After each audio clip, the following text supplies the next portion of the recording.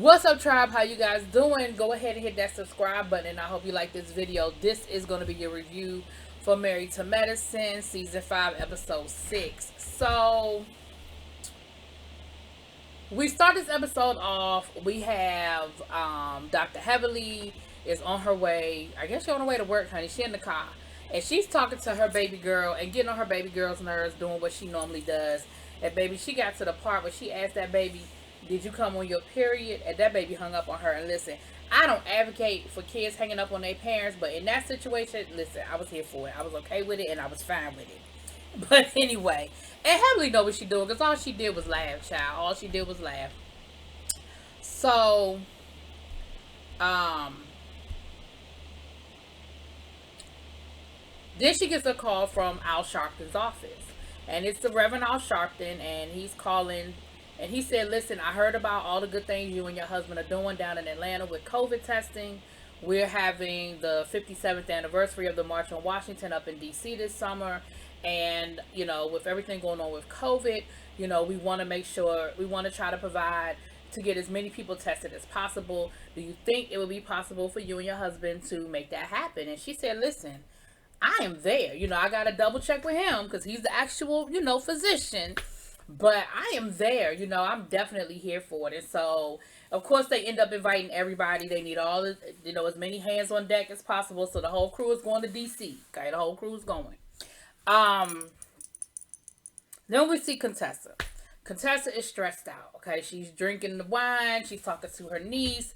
Her niece is very spiritual. She's into the crystals and the different healing powers and things of that with the energy crystals. And she's saying, listen, I don't know what's going on with this group, but we just can't seem to get it together. We just, you know, whenever we get together, it's always an argument. It's always a fight. And we just can't seem to get on the same page. And so she said, well, you know, I can share my knowledge with you if you would like me to on the crystals. Now, what I noticed, I don't know if y'all noticed it, but what I noticed was that logo kept popping up. And I feel like Denise got her own little natural business thing working, and I feel like I ain't mad at you, Contessa, for getting her in on it, because let's be clear, I agree with Heavenly, these people need Jesus. So Contessa is having a healing party.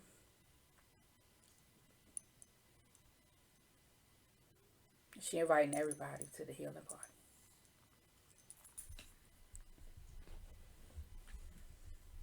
Now Heavenly bringing a friend, and her friend is Funky Dineva. Okay, Funky Dineva. Okay. Toya ends up bringing Lisa. I called her Lisa Marie last week, and y'all corrected me. Lisa Nicole and Carrie.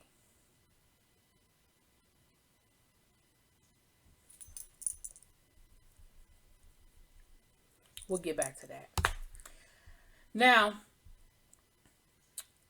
Simone comes home, her and Cecil, who were hoping to be empty nesters by now, but they not, because of course Miles is still in the house, but they close enough, okay? They close enough, and they get to talking about what's going on with the girls, and she tells him that Jackie called her, Jackie reached out to her, and she's just not sure where she stands with Jackie. She's not sure how she feels, about the, you know, sitting down and talking to Jackie. She's not sure if it's gonna work out, if it's gonna fix what they needed to be fixed, if it's gonna put them where they need to be, you know, where they need to be, or what have you. On the other side of town, we got Jackie and Cecil having the same conversation, you know, and basically Cecil is Simone's husband. Curtis is Jackie's husband. Basically, they are all saying the same thing. The guys are telling the ladies, listen, both y'all are stubborn. Y'all miss each other. Y'all need to fix it. The ladies are saying, we miss each other, but we don't know if we can fix it. But I'm willing to try. So we're going to see them get to the conversation. Now, all the guys are getting together over to the Top Golf. They love Top Golf. I feel like they'd have been to the Top Golf 20 times. But that's okay, because the guys have a good time. And what was interesting was the guys brought the fellas with them. They brought their children with them. Miles came, and Curtis showed up. Damon showed up with their two sons. And it was funny because the guys weren't drinking. The boys weren't drinking. But it was a good time. You know, they always have a good relationship. They know who their women are. They stay out of women's business. Okay, them, and well, for the most part, they stay out of women's business.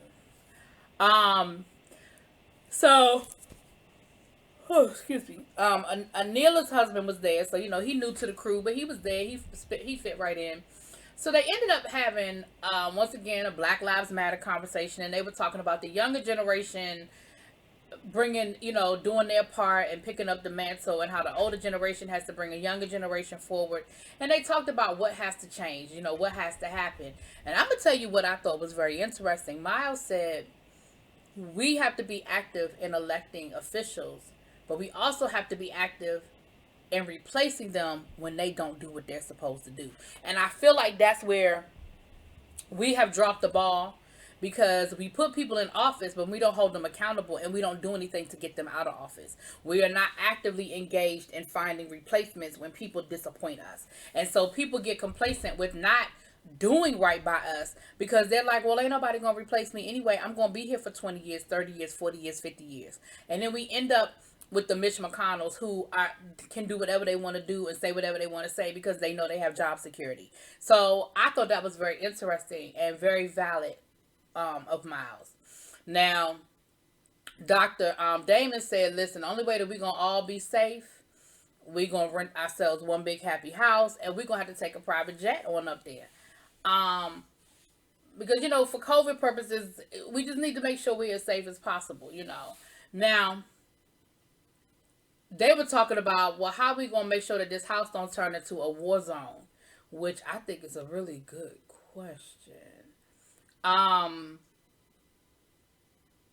I don't think we got an answer to. But the guys can't answer that question, because the guys can't stop the ladies from fighting. So,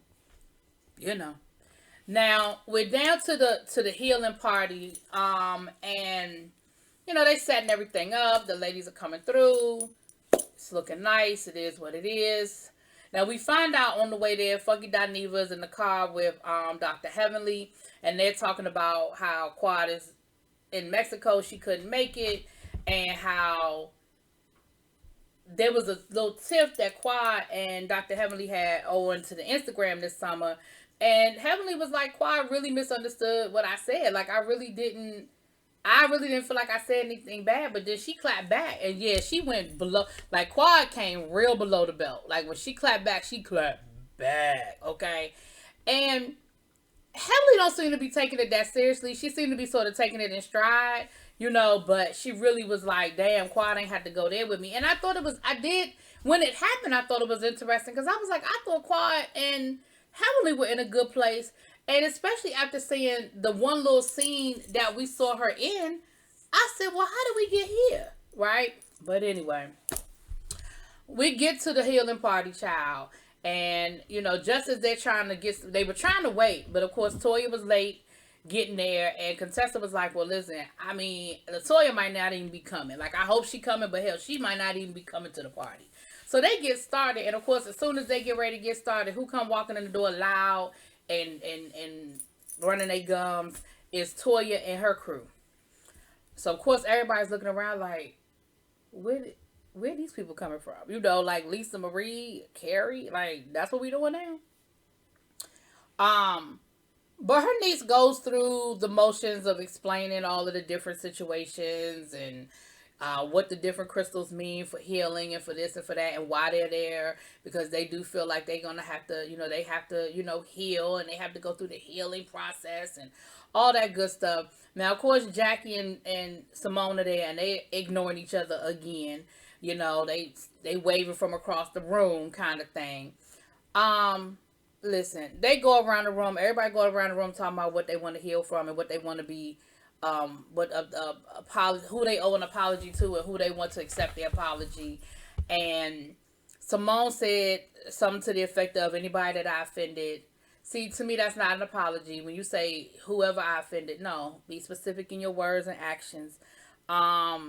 Jackie said whoever I wasn't here for, that I didn't have their back when I should have had their back or whatever. To me, I think like the most sincere conversation was between Anila and Dr. Heavenly. She said, listen, I in no way wanted to minimize the Black Lives Matter movement and struggle. It wasn't my intention, and I understand now that it's not equivalent. And Dr. Heavenly told her. Dr. Heavenly said, listen, I didn't think you were a racist. I didn't even think that what you said was racist. I just think you needed to be educated, and I accept your apology.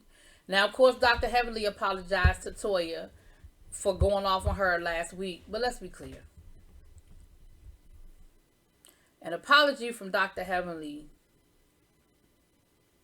is like finding a penny underneath a floor mat in your car. You just know you're going to find one. Every time you go to vacuum your car, you know you're going to find a penny. It's just one always there. I don't know how they get there. I don't know why they always there, but they just always there. You're always going to walk away with some change. And her apologies are worth about that. A penny. Because she going to be cussing you out before the episode over. Hell, she going to shade you in the confessional about the apology that she made. That's just who Dr. Heavenly is. That's what she does. That's just Dr. Heavenly. Anyway, do I think that the spiritual party was a success? Yeah, no. First of all, you have to really believe in that kind of stuff. If you don't believe that there's any type of power, healing power, anything in the crystals, then it's not really going to work for you. And I also think that the best apology is changed behavior. For the exception of Anila and her understanding that Black Lives Matter, all lives matter, colored people matter, that for the exception of those, all them people, I don't think nobody in there, I don't think anybody's behavior is going to change.